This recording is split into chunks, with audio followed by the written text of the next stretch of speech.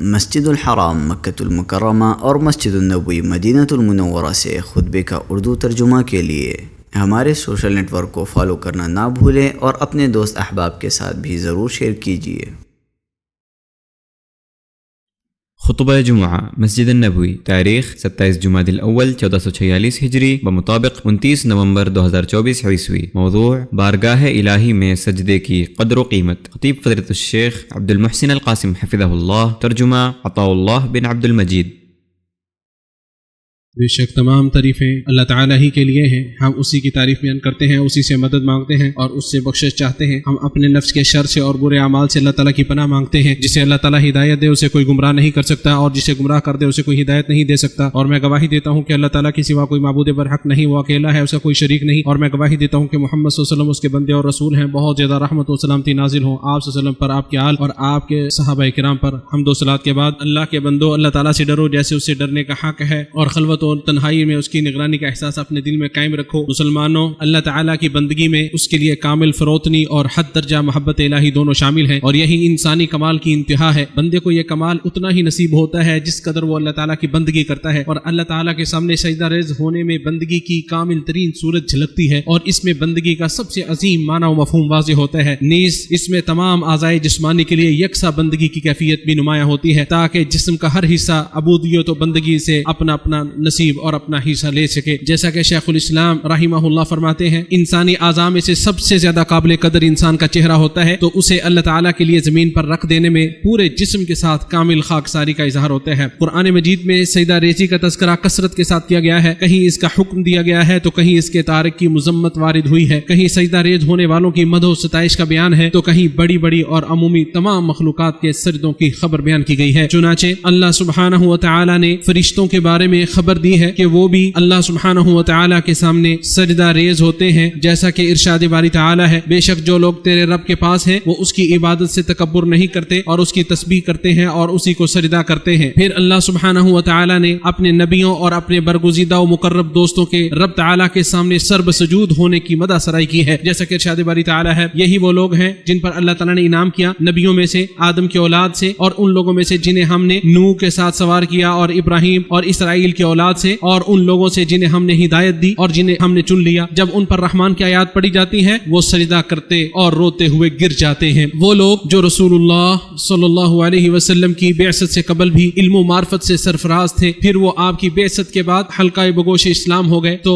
ارشاد باری تعالیٰ ہے، جب ان کے سامنے یعنی قرآن کو پڑھا جاتا ہے وہ ٹھوڑیوں کے بل سجدہ کرتے ہوئے گر جاتے ہیں۔ اور اللہ سبحانہ و تعالیٰ نے یہ بھی خبر دی ہے کہ ہماری آیات پر تو وہی لوگ ایمان لاتے ہیں کہ جب انہیں ان کے ساتھ نصیحت کی جاتی ہے وہ سجدہ کرتے ہوئے گر پڑتے ہیں۔ اور ہمارے پیارے نبی محمد صلی اللہ علیہ وسلم قیام اللیل میں لمبے لمبے سجدے کر کے اللہ تعالیٰ کے سامنے اپنی مسکنت اور تواضع و انکساری کا اظہار کرتے، جیسے کہ سیدہ عائشہ رضی اللہ عنہا سے مروی ہے کہ آپ صلی اللہ علیہ وسلم سجدہ ان رکعات میں اتنا لمبا کرتے کہ سر اٹھانے سے پہلے تم میں سے کوئی شخص 50 آیتیں پڑھ سکتا تھا۔ صحیح بخاری میں یہ روایت موجود ہے۔ اور آپ صلی اللہ علیہ وسلم اللہ کے سامنے سجدہ ریز ہو کر تقرب الہی حاصل کرتے اور کہتے، اے اللہ، میں نے تیرے لیے ہی سجدہ کیا اور میں تجھ پر ہی ایمان لایا اور تیرا ہی فرما بردار، اور تو میرا رب ہے، اور میرے چہرے نے سجدہ کیا اس ذات کے لیے جس نے کان اور آنکھ کو بنایا۔ اللہ تعالیٰ کتنا بابرکت ہے جو سب سے اچھا بنانے والا ہے، اسے مسلم نے روایت کیا ہے۔ صحابہ کرام کی عبادت میں بھی اللہ تعالیٰ کے سامنے بکثرت سجدہ کرنا شامل تھا، چنانچہ سنجیدگی و وقار اور خشوع و خضوع کے آثار ان کے چہروں پر نمایاں دکھائی دیتے تھے، جیسا کہ اللہ تعالیٰ نے ارشاد فرمایا، محمد صلی اللہ علیہ وسلم اللہ کے رسول ہیں اور جو لوگ آپ کے ساتھ ہیں وہ کافروں پر تو سخت مگر آپس میں رحم دل ہیں۔ تم جب دیکھو گے انہیں رکوع و سجود کرتے ہوئے اور اللہ کے فضل اور اس کی رضامندی کی تلاش کرتے ہوئے دیکھو گے، کثرت سجدہ کی وجہ سے ان کی پیشانیوں پر امتیازی نشان موجود ہیں، اور اللہ سبحانہ و تعالیٰ نے تمام جن و انس کو اس کے سامنے سجدہ ریز ہونے کا حکم دیا ہے۔ ارشاد باری تعالیٰ ہے، پس اللہ تعالیٰ کے آگے سجدہ کرو اور اسی کی بندگی بجا لاؤ، اور سجدہ نہ کرنے والوں کی مذمت کرتے ہوئے ارشاد فرمایا ہے، پھر انہیں کیا ہو گیا کہ وہ ایمان نہیں لاتے اور جب ان پر قرآن پڑھا جائے تو سجدہ نہیں کرتے۔ اور سلیمان علیہ السلام کے ہدہد پرندے نے بھی اس قوم کی برائی بیان کی جو اللہ کے سامنے سجدہ ریز نہیں ہوتے تھے، جیسا کہ ارشاد باری تعالیٰ ہے، اس اللہ کو سجدہ نہیں کرتے جو ان چیزوں کو نکالتا ہے ہے جو آسمانوں اور زمین میں پوشیدہ ہے، اور وہ سب کچھ جانتا ہے جسے تم چھپاتے ہو اور جسے تم ظاہر کرتے ہو۔ اور اللہ سبحانہ و تعالیٰ کے ہاں سب سے محبوب عمل نماز ہے، اور سجدہ نماز کے افضل اعمال میں سے ہے۔ ایک رکعت میں سجدہ کے علاوہ کوئی رکن 2 مرتبہ ادا نہیں کیا جاتا، اور باقی تمام افعال کی بنسبت سجدہ ہی وہ رکن ہے جس کا تعلق زمین کے ساتھ سب سے زیادہ ہے۔ انسان 7 اعضاء پر سجدہ کرتا ہے، اور اسی سجدے کی سبب مسجد کا نام رکھا گیا ہے، جیسا کہ ابن قیم رحمہ اللہ فرماتے ہیں سجدہ نماز کا راز اور اس کا سب سے عظیم رکن ہے، اسی پر رکعت کا اختتام ہوتا ہے، اور اس سے پہلے والے ارکان اسی کے لیے پیش خیمہ اور تمہید کے قائم مقام ہوتے ہیں۔ اور چونکہ سجدہ اللہ تعالیٰ کے سامنے انتہائی عاجزی و انکساری، مسکنت و نیاز مندی ظاہر کرنے کا نام ہے، اسی لیے یہ تقرب الہی حاصل کرنے کا سبب ہے، جیسا کہ ارشاد باری تعالیٰ ہے اور سجدہ کر کے اپنے پروردگار کا تقرب حاصل کیجیے۔ اس لیے سجدہ کرنے والے کو دل لگا کر اچھی طرح خوب محنت سے دعائیں کرنے کا حکم دیا گیا ہے، کیونکہ وہ اس حالت میں انتہائی قریب اور قبول کرنے والی ذات سے بہت زیادہ قریب ہوتا ہے، جیسا کہ نبی صلی اللہ علیہ وسلم نے ارشاد فرمایا بندہ اپنے رب سے سب سے زیادہ قریب سجدہ کی حالت میں ہوتا ہے، لہذا سجدے میں تم لوگ کثرت سے دعائیں کیا کرو، اسے مسلم نے روایت کیا ہے۔ اور سجدہ اللہ سبحانہ و تعالیٰ کے سامنے خشوع و خضوع اور اس کی عظمت کے سامنے عاجزی و انکساری اختیار کرنے کا نام ہے، اور یہ درجات کی بلندی اور گناہوں کے کفارے کا بھی سبب ہے، جیسا کہ نبی صلی اللہ علیہ وسلم نے ارشاد فرمایا تو کثرت سے سجدہ کیا کر، اس لیے کہ ہر سجدے کے بدلے میں اللہ تعالیٰ تیرا ایک درجہ بلند کر دے گا اور تیرا ایک گناہ بھی معاف کر دے گا، اسے مسلم نے روایت کیا ہے۔ اور جب مصائب و آلام کی شدت ہو، پریشانیوں سے سینہ تنگی محسوس کرے تو سجدہ ریزی انہیں کلی طور پر ختم کر دے گی۔ یاد کیجئے جب نبی صلی اللہ علیہ وسلم کو جھٹلایا گیا، آپ کا سینہ گھٹن محسوس کرنے لگا اور مصیبت و پریشانی بڑھ گئی، تو اللہ سبحانہ و تعالیٰ نے آپ صلی اللہ علیہ وسلم کو تسبیح و سجود کے ذریعے اپنے پروردگار کی طرف رجوع کرنے کا حکم دیا، جیسا کہ ارشاد باری تعالیٰ ہے ہم جانتے ہیں کہ جو کچھ یہ لوگ کہتے ہیں اس سے آپ کا دل گھٹتا ہے، لہٰذا آپ اپنے پروردگار کی حمد کے ساتھ تسبیح کیجیے اور سجدہ کیجیے۔ اللہ سبحانہ و تعالیٰ کے سامنے سرب سجود ہونا شیطان کو برہم اور رنجیدہ کرنے کے اسباب میں سے ہے، کیونکہ وہ دیکھتا ہے مومن اپنے پروردگار کی پکار پر لبیک کہہ رہا ہے اور اس کی بندگی میں مشغول ہے، جیسا کہ نبی صلی اللہ علیہ وسلم نے بھی فرمایا جب ابن آدم سجدے کی آیت تلاوت کر کے سجدہ کرتا ہے تو شیطان روتے ہوئے وہاں سے ہٹ جاتا ہے، وہ کہتا ہے ہائے اس کی ہلاکت، ابن آدم کو سجدے کا حکم ملا تو اس نے سجدہ کیا، اس پر اسے جنت مل گئی، اور مجھے سجدے کا حکم ملا میں نے انکار کیا تو میرے لیے آگ ہے، اسے مسلم نے روایت کیا ہے۔ اور جب قرب قیامت مال کی بہتات ہو جائے گی، ایسے عالم میں ایک سجدہ دنیا و ما فیہا سے کہیں بہتر ہوگا، جیسا کہ نبی صلی اللہ علیہ وسلم نے ارشاد فرمایا مال کی اس قدر بہتات ہوگی کہ کوئی اسے قبول نہیں کرے گا، یہاں تک کہ ایک سجدہ دنیا اور دنیا کے اندر جو کچھ ہے اس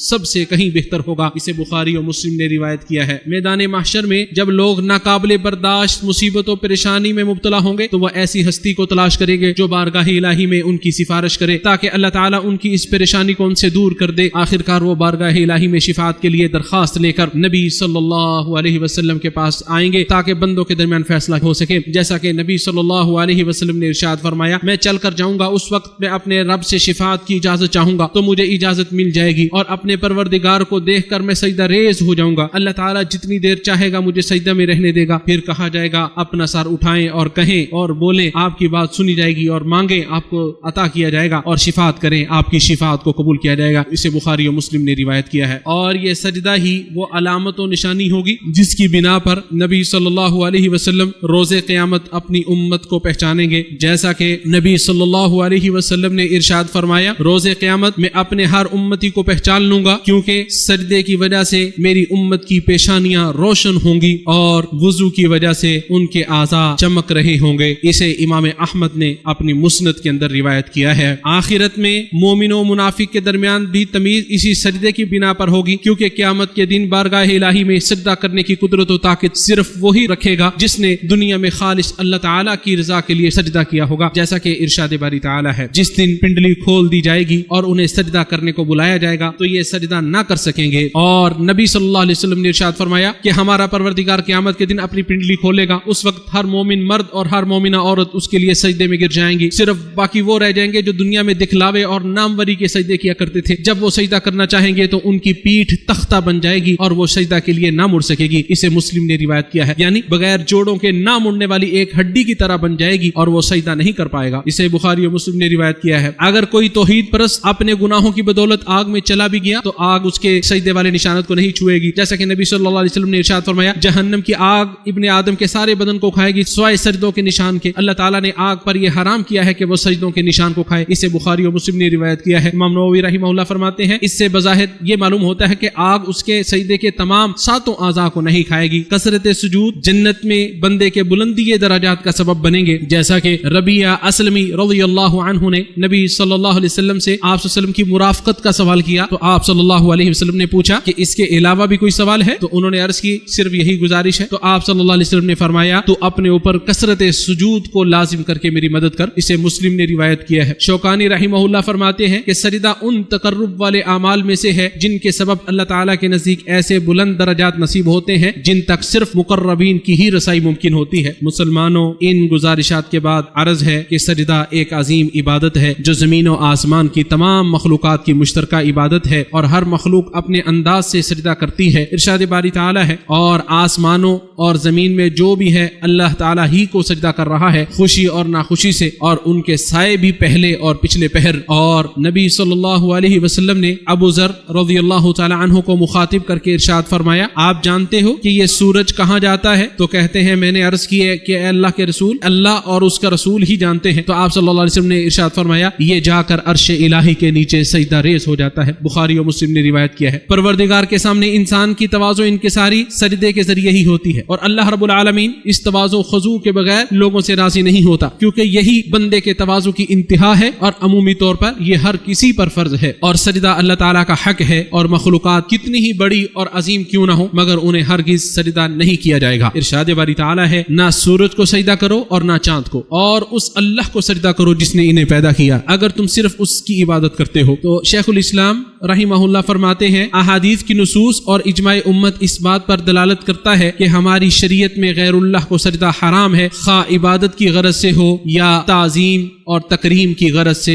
سجدہ ہو، یہ سب حرام ہے. اللہ رب العزت کا ارشاد ہے کیا تو نے نہیں دیکھا کہ بے شک اللہ تعالیٰ اسی کے لیے ہی سجدہ کرتے ہیں جو کوئی آسمانوں میں ہے اور جو زمین میں ہے، اور سورج اور چاند اور ستارے اور پہاڑ اور درخت اور چوپائے اور بہت سے لوگ اور بہت سے وہ ہیں جن پر عذاب ثابت ہو چکا، اور جسے اللہ تعالیٰ ذلیل کر دے پھر اسے کوئی عزت دینے والا نہیں. بے شک اللہ تعالیٰ وہی کرتا ہے جو چاہتا ہے. اللہ عز و جل میرے اور آپ سب کے لیے قرآن و سنت کو بابرکت بنائے اور ان میں موجود آیات اور حکمتوں سے ہمیں نفع پہنچائے. میں نے جو کہا آپ نے سماعت کیا، میں اللہ تعالیٰ سے اپنے گناہوں کی بخشش طلب کرتا ہوں. آپ سب بھی اس اللہ تعالیٰ سے بخشش طلب کریں، استغفار کریں، بے شک وہ بہت زیادہ معاف کرنے والا اور رحم کرنے والا ہے.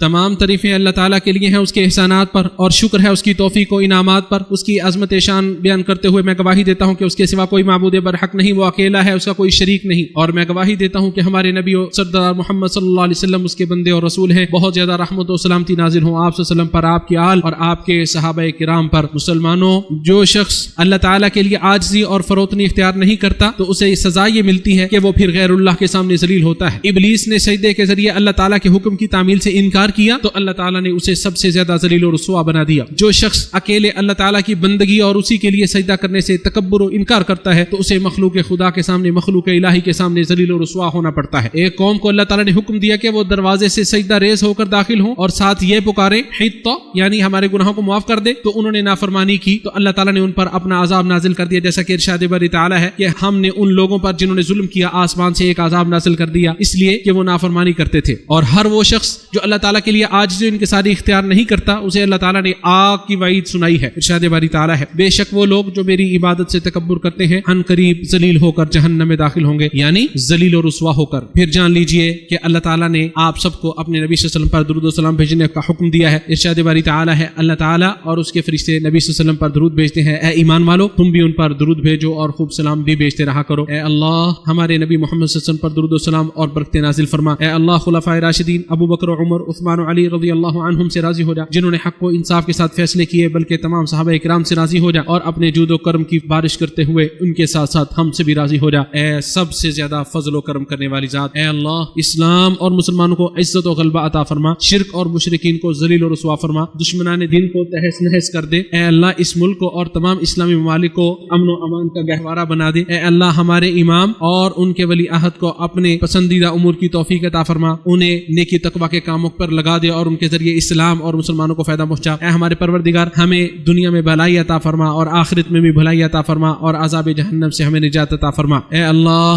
اے ہمارے پروردگار، ہم نے اپنے نفوس پر بڑا ظلم کیا، اگر تو ہماری مغفرت نہ کرے گا اور ہم پر رحم نہ کرے گا تو واقعی ہم نقصان پانے والوں میں سے ہو جائیں گے۔ اے اللہ کے بندو، اللہ تعالیٰ عدل کا، بھلائی کا اور قرابت داروں کو مالی تعاون دینے کا حکم دیتا ہے اور بے حیائی کے کاموں، ناشائستہ حرکتوں اور ظلم و زیادتی سے روکتا ہے۔ وہ خود تمہیں نصیحت کر رہا ہے تاکہ تم نصیحت حاصل کرو۔ وہ اللہ جو عظمت اور جلال والا ہے، اسے یاد کرو، وہ تمہیں یاد کرے گا۔ اس کی نعمتوں پر اس کا شکر ادا کرو، وہ تمہیں اور زیادہ عطا فرمائے گا۔ بے شک اللہ تعالیٰ کا ذکر بڑی چیز ہے، جو کچھ تم کرتے ہو اللہ تعالیٰ اس سے باخبر ہے۔